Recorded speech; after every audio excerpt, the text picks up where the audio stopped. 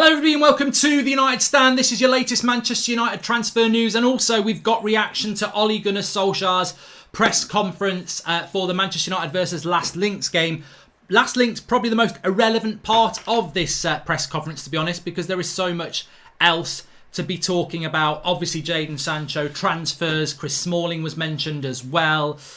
Players in and out. Jessie, Lingard sat next to Ole for the press conference as well. A bit of a breakdown on social media that this means Jessie staying. I don't think it means anything of the sort. I don't think we need to worry about it. But lots and lots to get into in relation to injuries. We'll be talking about that team on the left, how we're likely to line up. But let's start off with Sancho. Now, Bild, who are very credible around Jadon Sancho deal because of their links with Borussia Dortmund, they're saying that a 5-year deal has been completed with the player, which is not new news because this came out last night. But they are also now saying 5-year deal, 17.6 million euros a year, which works out at around £330,000 a week, which is because that's what we deal in the Premier League. And as Manchester United fans, we deal in with what you get a week. We don't talk about how many euros you get a year. So £330,000 a week is what Bild are saying, which, to be honest with you, sounds a lot, but you are buying and breaking your world transfer record for this player, and we do pay De Gea more than that, and we probably pay Pogba around that, and we're probably going to pay Pogba around that. So, yeah, that's a lot of money. It's a lot of money, but it's coming from Bild that Manchester United will pay him £330,000 a week.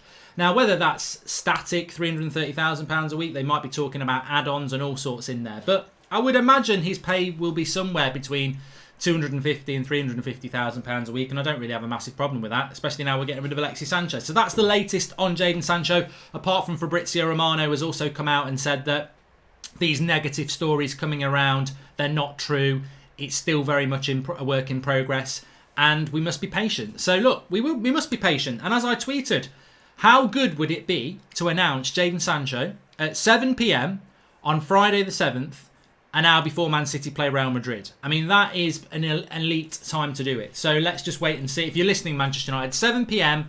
on the 7th, start the weekend off with a Sancho signing would be absolutely great. And look, there's going to be more developments around Sancho, of course there is. But Ole Gunnar Solskjaer was asked about transfers, and he said it's a long transfer window.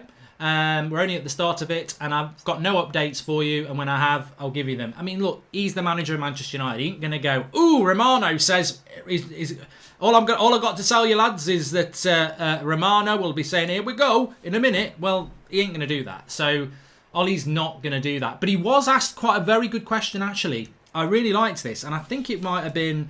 Actually, I don't want to say the name and in case I get it wrong.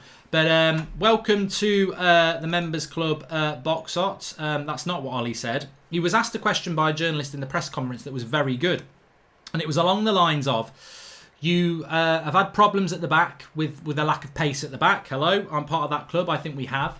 And you've had problems with injuries. Is that an area that you're looking to improve on? He said, look, we press high up the pitch. And when you press high up at the pitch, you can get exposed, but we want to take a risk. It's not something that really worries me. I actually disagree with Ole there. I mean, but how is he going to answer the question? He's not going to say, yes, we have got a lack of pace in our centre-backs. I'm looking for somebody a bit quick at the back. I think that's the truth. As I said this morning, you can take it to the bank that now United are talking to Lille about Gabriel. We may well be talking to other clubs about centre-backs, but Manchester United are definitely looking at a centre-back. And that centre-back will be somebody who's quicker than what we've got. Tuan Sebi is out. He's not going to be part of the Europa League. He hopefully will be back at the start of next season. This season coming up in September, which means he's been out for a year. Phil Jones can't be trusted. Eric Bailly can't really be trusted with his injury record. So I think we are looking at a centre-back, and I think we do need somebody with a bit of pace. Just quickly on Chris Smalling before we wander into other areas. Hi Mark, maybe we're announcing Pogba number 6 on Thursday the 6th. Keep up the hard work and good content, says Luke Gambu Tube. That's not a bad idea. But smash a like on the video if you're watching, by the way. Lots to get through in relation to what Ole's been asked. We talk about what Lingard said as well, and the game tomorrow. A bit about transfers, which we've spoken about already, but a little bit more here. Chris Smalling. What's the situation with Chris Smalling? We spoke about this morning, that he's coming back from Roma. Ole was asked about Smalling. Does he realistically have a future at Manchester United? Ole Gunnar Solskjaer said, I spoke to Chris last year. couldn't give him the first team football. He's gone off on loan to Roma. He's done a fantastic job. I've kept in contact with Chris. He's coming back to Manchester United and he's valuable to the club. Now, some people are going to take that as, oh, goodbye Gabriel, goodbye Torres or any other centre-back. I don't agree with this. The way I've read this, and look, maybe I'm looking at this optimistically. When you look at Lingard sat next to Ollie and they're talking about his future, and Ollie's saying, you know, I've seen him scoring goals. He's a confident lad. He'll be back. Don't you worry about that. And Jessie's talking about, I've had a bad year and, you know, I just want to give my best to United. These are all great things. Don't think it means Lingard's not leaving. I don't. And I don't think Smalling coming back and Ollie saying he's a valuable member of the club and, you know, I've always said that. I don't think that means Smalling staying either.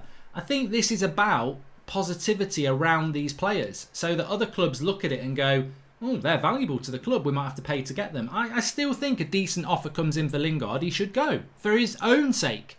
He's not getting anywhere near first team football at Manchester United next year unless we get 3 or 4 big injuries. So, you know, does Jesse Lingard want to sit on the bench for Manchester United? I think he should be thinking better than that. And if I was Ollie, I'd be thinking, I want better than that on my bench as well. So I don't think Lingard's going to stay. He'll start tomorrow. Hopefully he'll do well, but I don't think he's going to stay. And the same with Chris Smalling. He's going to sit on our bench when you're playing first team football in Serie A for a year. And you will be on the bench at United. You won't start. So I think Smalling goes as well. I just think, again, what do you think Ollie's going to do? Oh, I've sat Jesse here to put him in the transfer market so people remember him. Oh, Chris Smalling, I'm selling him as soon as he comes back. You can't say those things. So look, they both might stay at the club next year. I mean, I like both players, but I think they both need to go. Progression of their own careers. But I'm not in a meltdown about it. There's a lot of positive things going on around United, and I trust that they'll do the right things with those players. Do you have any Harry Kane posters for sale, says Robert McCormack? They're on your wall, Robert. They're on your bloody wall. Reference to this morning, if anybody didn't know. So, just on Lingard's future, he was asked about that. And Ollie said that he's an infectious lad. He's very popular. I mean, you shouldn't be saying you're an infectious lad at the moment, Ollie. Not with COVID-19 around. But, you know, he's talking about his personality. He's talking about, you know, Jesse's been there since a kid. He's very popular. And we're going to see a better side of Jessie. That's what Ollie said. I think he's had his chances. I do. I don't think there's a future for Jesse Lingard at Manchester United, the level that we want, of course. I don't see what he offers us. That's my opinion. Some people would say differently, of course. But he will start tomorrow. Just very quickly on that, I have put that there. We're not going to get a preview done of this show, which in a way I'm quite glad about. We're not doing a preview for Last Links as an exclusive video, because I think ultimately, if you don't know what's going on with Last Links, we're 5-0 up. They've had points deductions. They've had players leaving. They're not a great side. And what Ollie did say is, Smalling isn't staying, but Lingard 100% is, says Amit. And that might be the case. I think United have got an opportunity to move Lingard on. We're not a charity. And if we want to win titles, you should have a good, decent squad. And, you know, that's why I would move him on. And he's got a value. And he's got Mino Raiola as a client. So why would... Well, the thing about Lingard, he's got 1 year left on his contract. You're telling me he's earned a contract? I'm not the manager, though, whatever Ollie decides. Let's talk about Last Link. So he said Lingard will start. I already had Lingard in my team there. But what Ollie did say, and I'd already put this out anyway, so I've not changed it. This is the team I predict tomorrow for the game against Lask. Ole Gunnar Solskjaer said, he was asked about whether he's going to play some of the kids in this game. He said it will be a very similar team to the team that played over in Austria. Now, when I looked at that team just before I came live, it is quite similar to that team. Brandon Williams played at right back. Luke Shaw played at left back. Bruno played. But other than that, Romero was in goal. Maguire and Bailey were the centre-backs. Williams obviously played right back and Shaw left back. So I think Williams will be on the left. Wan-Bissaka will play just to make sure that, you know, I don't think we will lose the game, but you've got to have a couple of senior players in there. McTominay and Fred played over there, so they'll play in this game. I think Mata will play centrally. Lingard and Mata might swap. Dan James did start and Agallo started. So I think that will be the starting 11. So if you're thinking we might play Mengi or anything like that, I'd be very, very surprised if we did. I think Maguire will play as captain. And he was asked that question, and I don't know what you think about this before we go back to more interesting things. I want a Ross and Mark live debate, says Michael Molly. Ross McCormack, yes. I was wondering who Ross was for a minute. And welcome to Kanishka Sharma, latest member of the United Stand Members Club. Fosu Mensah will go as right back, says Steve. I very nearly did put Fosu Mensah at right back, but I thought, you know what, he might not go that week with the back four. He might just think, if I play Wan-Bissaka, there's no chance of a shock. So we'll see. But I'm not bothered if Fosu Mensah says anything about that. Dalot won't play. A lot of people saying Dalot. I don't think Dalot will start. And he didn't start in Austria either. But what Ollie did say is, he was asked a question about, is this not an opportunity to rest players in the Europa League? And he said, the issue with that is, I can rest players and I will tell players to rest, but players want to play. They want to play, and there will be no break for the good players. So, he said this, we're 4 games away from winning a trophy. We're actually 3 games away from winning a trophy, but technically we're 4. We're 3 games away from winning a trophy. We'll be favourites next Monday as well. I can't remember who Istanbul are playing, but I think we will be favourites on Monday. And then you're 2 games away from winning a trophy. So I'm excited about the Europa League. I mean, it's an exciting time to be a United fan with all the transfer stuff, but we've also got football as well, where it's like the Ferrero Rocher. Oh, with this chocolate, you're really spoiling us. I've probably got that line completely wrong, but it's a Ferrero Rocher moment at Manchester United at the moment, because we are getting the transfer news and we're getting the football as well. But he will go strong. On Monday, you'll see Bruno and Pogba and everybody else back. Tomorrow night, that team's fine, and let's go for it. Will you be annoyed if Lingard stays but performs, says Harry Watson? Look.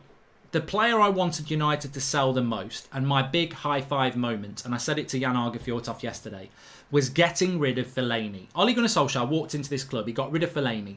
In the following summer, he got rid of Sanchez and Lukaku. He's got rid of Ashley Young. He's now got rid of Sanchez permanently. Those players I didn't really warm to as players. Individually, they're probably nice guys, but they put the shirt on, you just become an entertainer in a Manchester United shirt. And to me, they didn't entertain me. Jesse Lingard, if he starts playing well for Manchester United, give him a lifetime contract. I like Jesse Lingard. I've never met him personally, but I know Flex and Saeed and that have at the hotel. Nice lad, really nice lad, and it comes across. He's a nice lad, and if he was good enough to play for United, I would want him to play for United. So if he can find that consistency, and that's the thing, because he's shown it before 2 years ago that he can do it, but it was literally 6 weeks. 6 weeks in 5 years isn't good enough. I don't think he's good enough for Manchester United, but I'd be happily proved wrong. But so for me, I would sell him this summer. It's nothing to do with personality. I think he's a nice lad, but I would sell him because we need to raise money, and he's a player. He's one of the very few players we've got that we could sell for 20-25 million. So I would sell him. And personally, I don't know what his stance is, but he could be playing first team football for a decent team. He won't be playing first team football for United next year. So media saying no contact with Dortmund, but yet we've agreed personal terms. And do you have videos on Sancho coming up if he signs like you did with Bruno? This is Nick Thomas. I don't know what videos you're talking about. You said that Sanchez's deal is independent of Sancho. However, I feel Sanchez's deal was done in a hurry to free up the number 7 jersey for Sancho, says Sahil. And Ross Glamborn, latest member of the United Stand Members Club. Thank you for that. I think a few people are talking about Ted and Mengi, and what about Ethan Laird? I mean, I don't think they will play. I'd be very excited if Ethan Laird started at right back tomorrow, but I don't think they'll play. I'd be very surprised if they make the bench. I think the bad form of United in the last 4 matches of the season was more about nerves, about getting to the Champions League rather than being burned out, says Jacob is red. Yeah, I agree, and I think we will learn a lot from that as well. Can I just say as well, we're so close to 780,000 subscribers. 780! Darts fans.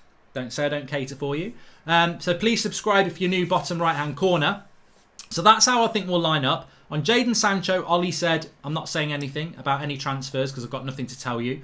But we know from Build, who are very close to this deal, that we are in a situation whereby personal terms have been agreed.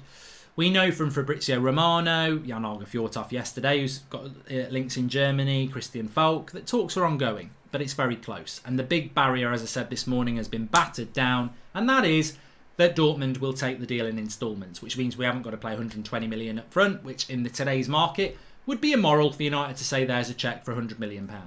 Ollie keeping quiet means the deal is on the brink, says Extra Z. And I think there's a lot of truth in that. You know, I was speaking to Christian Folk last week or the week before, Jan-Olga Fjortov yesterday, about Erling Haaland. I don't... look, I've interviewed people, I've done jobs, as people know. I'm quite good at reading people. Not everybody, otherwise I'd be brilliant at poker, but I am quite good at reading people and their non-verbal communication skills. I'm telling you now, and I said it on a video at the time in December, Ole Gunnar Solskjaer thought he had Erling Haaland. The interviews he was doing in the press conferences, and I even said it at the time, we're getting Haaland because Ole is giving off obvious signs that we're getting him. And I think he thought he was, and he didn't get him. So I think Ole Gunnar Solskjaer, when we talk about lack of experience and learning, he is learning. Because in December, when we were talking about Haaland, he spoke a lot about Haaland, and we didn't get him. And now he's saying, I'll tell you when something happens. He's learned his lesson. He doesn't want to give off those vibes anymore. I think the blah, blah, blah, blah, we've done that one.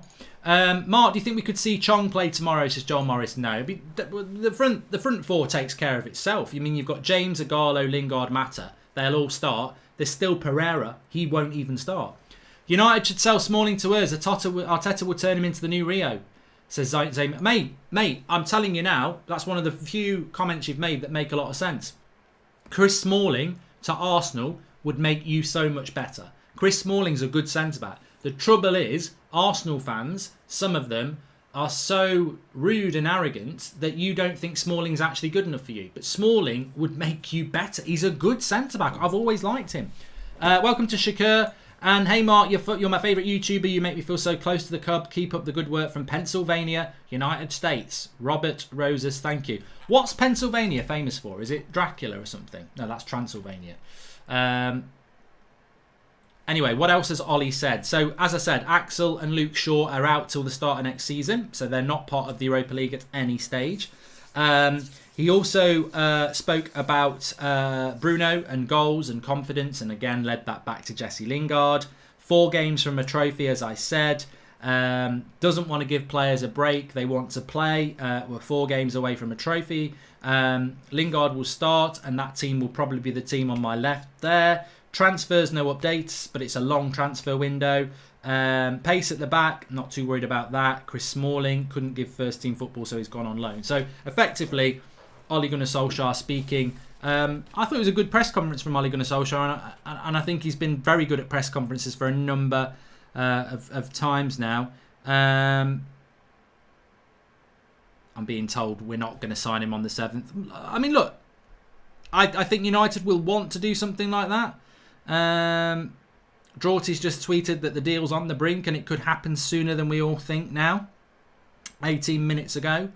Everyone's saying Friday at 7 p.m, but Man City play Real Madrid in the Champions League and they wouldn't do an announcement with any kind of distraction. It will be Friday afternoon or early next week, in my opinion. See, I totally disagree with that. I don't think Draughty is understanding what I'm saying. If you announce Jadon Sancho at 7 o'clock on the 7th, the world will sit up and take notice, and Man City's game against Real Madrid will become irrelevant. So I think that's a very good time to announce it, because the Sancho will be trending. Sancho signing for Manchester United will swallow any game, probably apart from the Champions League final.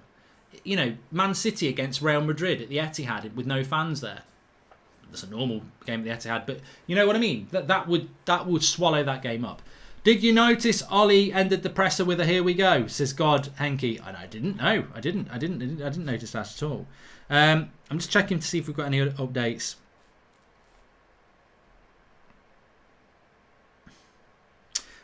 Sky Sports News are saying talks for Jadon Sancho are going well.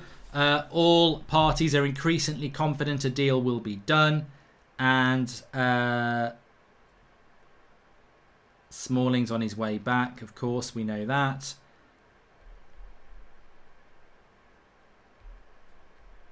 It's always good to just check what the latest are.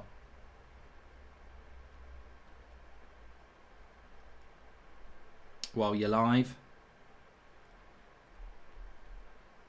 Okay. Apparently we've hit 780,000 subscribers, by the way. So thanks everyone who has subscribed. Bottom right hand corner to do that. And how do we keep Jones and let Smalling go on loan? I don't understand that, says MA. Well, we gave Jones a 5-year contract last year as well. I don't know. I mean, look, you know what? back on the Lingard thing but pushing it away from him towards people like Phil Jones and Andreas Pereira. Last year, we gave Andreas Pereira a big contract. We gave Phil Jones a long contract. I do think United need to be a little bit careful about this dressing room mentality, let's keep them, because we know Juan Mata's on 140 grand a week, and he's past it as far as I'm concerned. Jessie Lingard, look, are we going to give him a new contract because everyone likes him at the club and he's not performing on the pitch? Andreas Pereira, we gave him a long contract, not performing on the pitch. We gave Phil Jones a new contract, never seen him on the pitch. So there's 4 players there straight away, and others we'll talk about more. You know, there's maybe 4 or 5 other players, but there's 4 players there that are a good example of the lack of ruthlessness that's been shown at United in recent years, and people who are on very good money who offer next to nothing on the pitch. So we still need to remove those. But on the flip side of that, as I said a few minutes ago, since Ollie's been here, and he's not been here 2 years yet, he's been here 18 months. Fellaini's gone, Lukaku's gone, Ashley Young's gone, Phil Jones has gone. No, he's still there. Don't get excited. Alexis Sanchez is basically gone. And there are others. So there is definitely progress there, but I still think that you've got to look longer term at some of these players that we have at the club that, for me, just aren't good enough. Ollie didn't talk about the captaincy, YK, because the captain's going to be Harry Maguire. I think it's only a fan theory that it should be Bruno Fernandes. For me, Bruno Fernandes should be captain, but I don't expect that to happen. I think Harry Maguire will remain captain of Manchester United. And again, I must reiterate, like I did about Lingard, I really do like Harry Maguire. I think, I always liked Harry Maguire. I said it before he came to Manchester United. But a very interesting stat about Harry Maguire. Virgil van Dijk was 3rd in the Premier League for goals scored with your head. Harry Maguire was not even in the top 30. That's appalling. That's a stat that Ole Gunnar Solskjaer and Bruno Fernandes and everybody should be working on next year. Because since Bruno's come to United, he's put a lot of headers on Harry's head. And there was one game in particular, I think from 5 corners, certainly 3, he put it on Harry's head. And you would expect him to score with at least one of those. So I think up until Bruno came in, the quality of corners for Harry were abysmal. But since Bruno's come in, the quality of corner has been far better. Harry Maguire to not be in the top 30, and he might not even be in the top 50, I don't know. I only looked at it to 30. He wasn't there for headed goals in the Premier League. Harry Maguire, to me, is in the top 2 players in the Premier League and therefore probably in Europe for aerial ability. And I don't think we've seen enough of that attribute. And I think that is why Harry Maguire, for some fans, is a little bit like, he's good, I like him, but he can be better. And I think that's Harry Maguire. I like him, he's good, but he can be so much better. And he's got to start scoring more headers because he's such an asset in the air. And we do need to improve on that. And that, to me, is my issue with Harry Maguire as captain. He's good, but we see him have bad games every now and again. And I think as a captain, get your head on the end of those balls. Start scoring some headers. Start putting in a 7 or 8 out of 10 performance every single game, and then you befit the captaincy. I just don't think he does that enough. Apparently Bruno's number might change, says Extras E. I know he'd like the number 8, it's just whether he'll get it. Gabriel would be better, to be honest, as Lewin Edwards. Well, I think it would be Gabriel and Harry Maguire as the centre-back pairing. Harry Maguire would move to the right, Gabriel would move to the left, because Ollie likes to split his centre-backs and you play with a natural footer on each side. On Gabriel, again, I know I've said it 3 times today, Manchester United are in talks for Gabriel.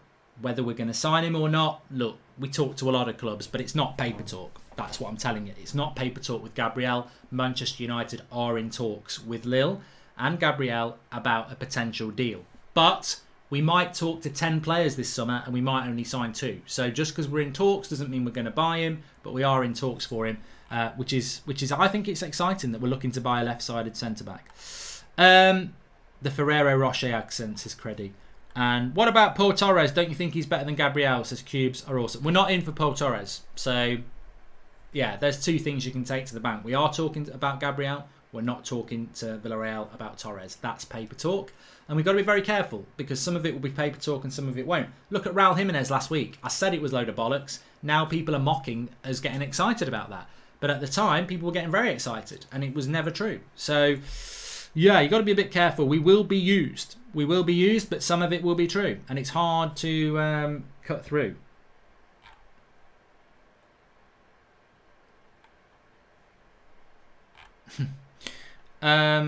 Get rid of Fred, Lingard, Mata, Jones, Agallo and Shaw, says Muscle. Why would you get rid of Luke Shaw? Centre-back, Sancho, attacking midfielder, good window, says Extra Z. Yeah, I think it's a fantastic window if that's what happens. Mark, I think starting a CDM is a priority. We rely on a 32-year-old Matic who can only perform against the smaller clubs, says Hamza. Big season ahead for that. But I think, look, our immediate future is getting the Sancho deal done. Whatever subsequent transfer business we're going to do after that. And then the immediate future is also the Europa League games, which takes us to... the Europa League final is 2 weeks on Friday. So this is the immediate future for Manchester United. The longer term issues around centre-back, CDM, I agree. But no signing can play for us in the next few games. So we go with what we've got. And I think it's good enough. When you're doing Discord, so we can have some debates, says Robert McCormack, it will be back for the start of next season. And we've spoken about Sancho's ability in the final third. How is he defending? Says Kanishka Sharma. I mean, to be honest, it's a very good question. I've never really looked at Sancho. I've watched Sancho play a lot, but I've never really noticed what his defensive contribution is. I don't know whether that's a good thing or a bad thing. I mean, look, we watch Rashford, Martial, Greenwood, and we see them tracking back and working hard. He will have to do that, and I'm sure he can do that. You've got to be very fit to be in the Manchester United side. And Ollie was asked that about the fitness for next season, and he said, look, there is that 2-week knockback if we go late. I mean, I don't know what I feel about that, because as fans, we suffer, but the team will be better for it. But there's this theory that if Manchester United get to the final of the Europa League on the 21st of August, they won't start their Premier League season on the 12th of September. They'll have another 2-week break to allow them to have a break. But I don't know whether that's helpful, because... I just don't know whether that's helpful. And also, as fans, we're waiting for United to play for 2 weeks while everyone else is playing. So you're playing catch-up. I don't think... Of course it's helpful physically, but I think it's a pain in the backside, to be honest, that we're going to start our season 2 weeks after everybody else. And then you send your players on holiday for a couple of weeks, and then they've got to get match fit in 2 weeks. I don't like... Look, I'd rather have football than no football, but it's a bit of a pain, to be honest. Victor Lindelof hasn't been dribbled past the entire season in the Premier League, says Wayne Barwell. See, that's a myth. I've seen clips of people mocking that stat, and I've seen him get dribbled past. So I don't know what the criteria for dribbled past is. Do you have to dribble past him, pull your pants down and stick your arse in his face? I don't understand it, because I have seen him get dribbled past, and I've seen the clips of him getting dribbled past. But I don't know whether it's like you have to go past him and get closer to the goal, or these dribbles are just at the, where he's been skinned but the player runs in. So I don't know. He has been dribbled past though, but that stat does float around. But he has been dribbled past. But he is good. He's a good... I mean, I like Lindelof, but he has been dribbled past.